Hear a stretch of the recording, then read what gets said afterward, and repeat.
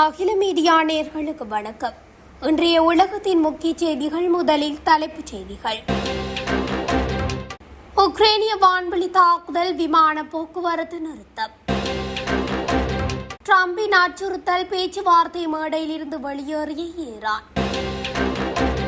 Qatar எரிபொருள் ஆலையில் பயங்கர வெடிப்பு, 54 பேர் படுகாயம், 18 பேரை காணவில்லை.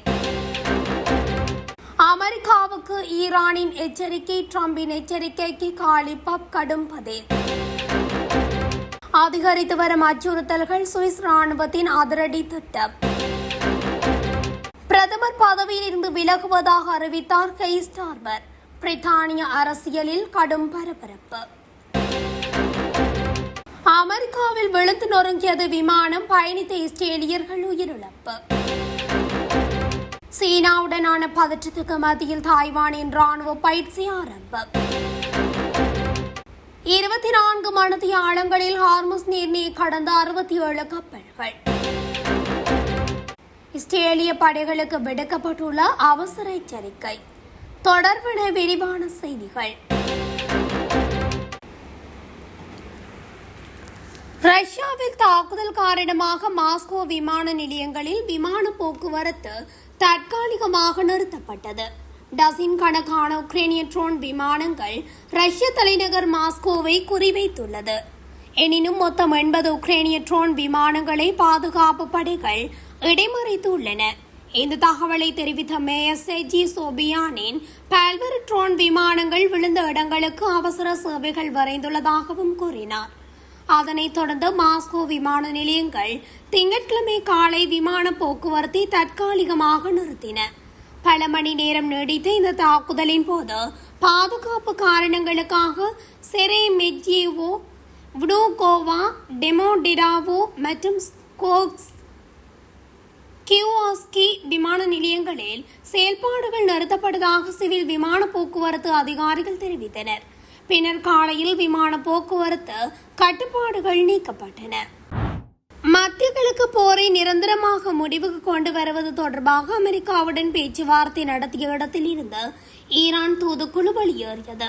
மத்தியஸ்த தரப்புகளில் ஒன்றாக கத்தார் தூதுக்குழுவை சந்தித்த பின்னர் ஈரான் தூதுக்குழு பேச்சுவார்த்தைகள் நடைபெற்றுக் கொண்டிருந்த கட்டிடத்தை விட்டு வெளியேறியது என ஈரானின் அரசு செய்தி நிறுவனமான IRNA தெரிவித்தது. இரு நாடுகளுக்கும் இடையே கடந்த வாரம் ஏற்பட்ட ஆரம்பகட்ட ஒப்பந்தத்தை தொடர்ந்து அமெரிக்கா ஈரான் இடையிலான உயர்மட்ட அமைதி பேச்சுவார்த்தை சுவிட்சர்லாந்தின் லூசெர்னே நகரில் உள்ள பெர்கன்ஸ்டாக் சொகுசு விடுதியில் ஞாயிற்றுக்கிழமை தொடங்கியது. பேச்சுவார்த்தை நடந்து கொண்டிருந்த போதே ஜனாதிபதி டொனால்ட் ட்ரம்ப் வெளியிட்ட ஒரு அறிக்கை பெரும் சலசலப்பை ஏற்படுத்தியது. அதாவது, லெபனானில் உள்ள தனது ஆதரவு அமைப்புகளை ஈரான் கட்டுப்படுத்த வேண்டும் என்றும், இல்லையெனில் கடுமையான விளைவுகளை சந்திக்க நேரிடும் என்றும் ட்ரம்ப் எச்சரிக்கை விடுத்தார். இந்த கருத்தால் ஆத்திரமடைந்த ஈரான் பிரதிநிதிகள் பேச்சுவார்த்தை அரங்கில் இருந்து தற்காலிகமாக வெளிநடப்பு செய்தனர். அமெரிக்கா தனது வார்த்தைகளில் கவனமாக இருக்க வேண்டும் என்றும், ஈரானின் ஆயுதப்படைகள் எந்த ஒரு சவாலையும் எதிர்கொள்ள தயாராக இருப்பதாகவும் காலிப்பப் எச்சரித்துள்ளார். அவர்கள் தங்கள் அறிக்கைகளில் கவனமாக இருப்பது நல்லது. அவர்களுக்கு வேறு விதமாக பதிலளிக்க எங்கள் ஆயுதப்படைகள் தயாராக உள்ளன. அவர்கள் என்ன சொன்னாலும் நாங்கள் தான் செயல்படுவோம் என்று ஈரானின் தலைமை பேச்சுவார்த்தையாளர் முகமது ஃபாகர் காலிப்பப் குறிப்பிட்டார். கத்தார் எரிவாயு ஆலையில் ஏற்பட்ட பயங்கரமான தீ விபத்து சம்பவத்தில் 54 பேர் படுகாயமடைந்துள்ளனர். கத்தாரின் ராஸ் லஃபான் நகரில் அமைந்துள்ள ஃபர்சான் எரிவாயு விநியோக ஆலையில் நேற்றிரவு எதிர்பாராத பயங்கர வெடி விபத்து ஏற்பட்டது. இந்த வெடி விபத்தில் கிட்டத்தட்ட 54 பேர் தீக்காயங்களுடன் மீட்கப்பட்டு சிகிச்சைக்காக மருத்துவமனையில் அனுமதிக்கப்பட்டுள்ளனர். எரிவாயு ஆலையில் ஏற்பட்ட வெடிப்பு விபத்தினால் ஏற்பட்ட கரும்புகை பல கிலோமீட்டர் தூரத்திற்கு சூழ்ந்தது. அத்துடன் பல மணி நேரம் போராடி தீ அணைத்து மீட்பு படையினர் 18 தொழிலாளர்கள் வரை காணாமல் போயிருப்பதாக தகவல் தெரிவித்தனர். இந்நிலையில் காணாமல் போனவர்களை தொழிற்சாலையில் இடிபாடுகளை மீட்படையினர் தீவிரமாக தேடி வருகின்றனர். இந்த எரிவாயு ஆலை சமீபத்திய ஈரானிய தாக்குதலில் சேதமடைந்த நிலையில் கடந்த பல வாரங்களாக மூடப்பட்டிருந்தது. இந்நிலையில் உற்பத்தியை மீண்டும் தொடங்குவதற்காக ஆலையை திறந்த போது ஏற்பட்ட தொழில்நுட்ப காரணமாகவே இந்த விபத்து ஏற்பட்டிருக்கலாம் என்ற முதற்கட்ட விசாரணையில் தெரிய வந்துள்ளது. அதே சமயம் இந்த விபத்தில் எந்தவொரு விஷவாயு கசிவும் ஏற்படவில்லை என்றும் கூறப்பட்டுள்ளது. அமெரிக்காவின் அச்சுறுத்தல்களுக்கு ஈரானின் நாடாளுமன்ற சபாநாயகரும் முக்கிய பேச்சுவார்த்தையாளருமான முகமது பாகர் காலிபாப் கடுமையான பதிலளித்துள்ளார். தேவைப்பட்டால் தகுந்த பதிலடி கொடுக்க ஈரான் முழுமையாக தயாராக இருப்பதாக அவர் தெரிவித்துள்ளார். சமூக வலைதளமான எக்ஸ் தளத்தில் வெளியிட்டுள்ள பதிவில் அமெரிக்காவின் அச்சுறுத்தல்களை ஈரான் பெரிதாக கருதவில்லை என்று அவர் குறிப்பிட்டுள்ளார். அமெரிக்காவின் அச்சுறுத்தல்களால் ஏதேனும் பலன் கிடைத்திருந்தால் அவர்கள் என்று இருக்கும் விரக்தி நிலையை அடைந்திருக்க மாட்டார்கள். அமெரிக்க தரப்பினர் தங்களது கருத்துக்களை வெளியிடும் போது கவனமாக இருக்க வேண்டும்.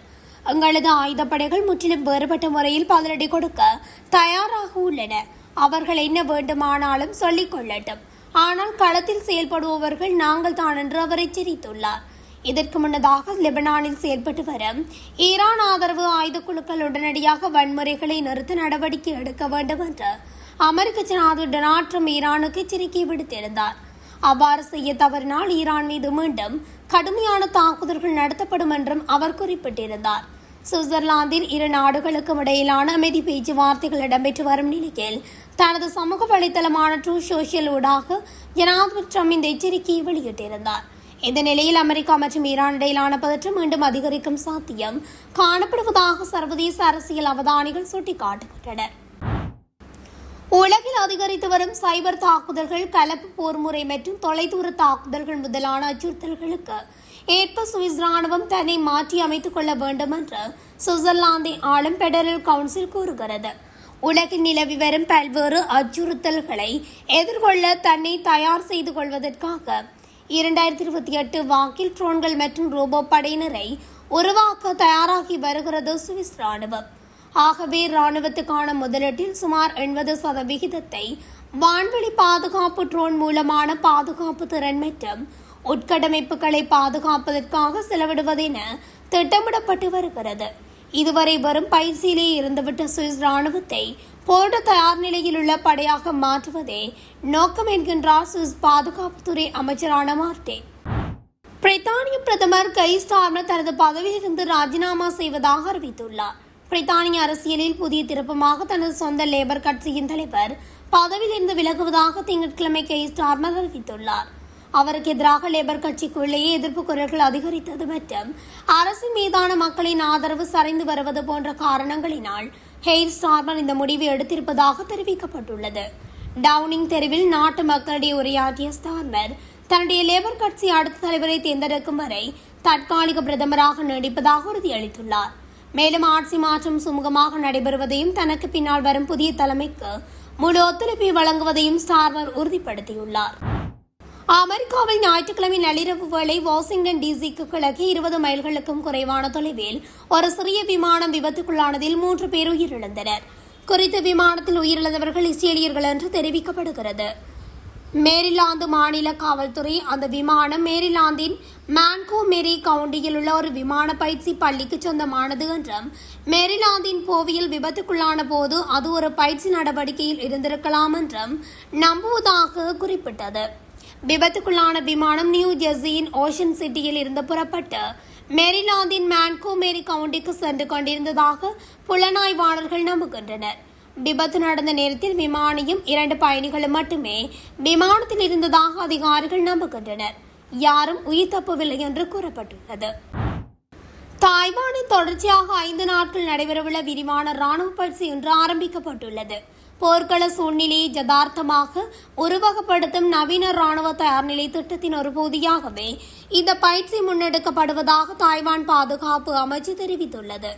இன்று ஆரம்பமான இந்த பயிற்சியில் அனைத்து மட்டங்களிலும் உள்ள ராணுவ பிரிவுகள் பங்கேற்க உள்ளதுடன் போர் நடைமுறைகள் மற்றும் உண்மையான போர்க்கள சூழல்களுக்கு வீரர்களை தயார்படுத்துவதே இதன் பிரதான நோக்கமாகும் என்று அறிவிக்கப்பட்டுள்ளது.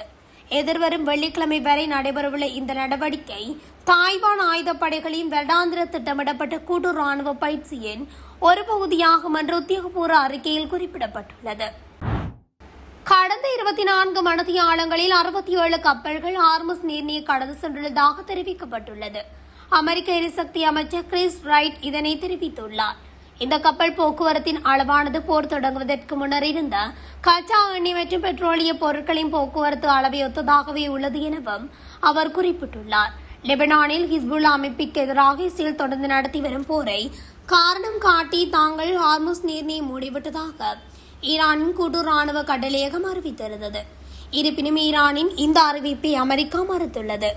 ஈரானினும் நீரிணைய மத்திய கப்பல் போக்குவரத்து பாதையில் உள்ள கடற்படை கனிவெடிகளை அகற்றவில்லை என தெரிவித்துள்ள கிறிஸ் ரைட், எனினும் அமெரிக்காவிற்கு தெற்கே ஒரு தனி மாற்று வழிப்பாதையை திறந்து அதன் வழியாக வர்த்தக கப்பல்களுக்கு பாதுகாப்பு வழங்கி அழைத்து செல்வதாக குறிப்பிட்டுள்ளார். அமெரிக்கா மாற்றுப்பாதையை ஏற்படுத்தியிருந்தாலும் சில வணிக கப்பல் நிறுவனங்கள் தங்கள் பாதுகாப்பு குறித்து இன்னும் கவலை கொண்டிருப்பதை அமெரிக்க அமைச்சர் ஒப்புக்கொண்டுள்ளமை குறிப்பிடத்தக்கது. லெபனானில் அறிவிக்கப்பட்டுள்ள தற்காலிக போர் நிறுத்தம் மிகவும் பலவீனமாக உள்ளதால் ஹிஸ்புல்லா அமைப்புடன் மீண்டும் போர் வெடிப்பதற்கான சாத்தியக்கூறுகளை எதிர்கொள்ள இஸ்ரேலிய படைகள் எந்நேரமும் முழு போர் தயாராக இருக்க வேண்டும் என்று எச்சரிக்கப்பட்டுள்ளது. இஸ்ரேல் ராணுவ தலைமை தளபதி இயல் ஜமீர் இந்த எச்சரிக்கையை விடுத்துள்ளார்.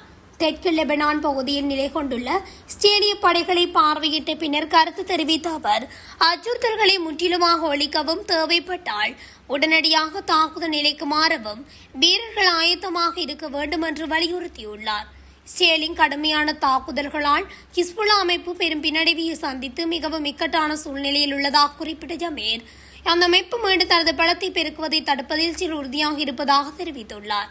அமெரிக்கா ஈரானிடையான பேச்சுவார்த்தைகளின் அடிப்படையில் தெற்கு லெபனானில் இருந்து இஸ்ரேலிய படைகளை விலக்கிக் கொள்ளுமாறு சர்வதேச அழுத்தங்கள் அதிகரித்து வரும் நிலையிலும் இஸ்ரேல் தனது எல்லை பாதுகாப்பு மற்றும் தாக்குதல் தயார் நிலையை தீவிரப்படுத்தியுள்ளமை இதன் மூலம் தெரிவாகின்றமை குறிப்பிடத்தக்கது.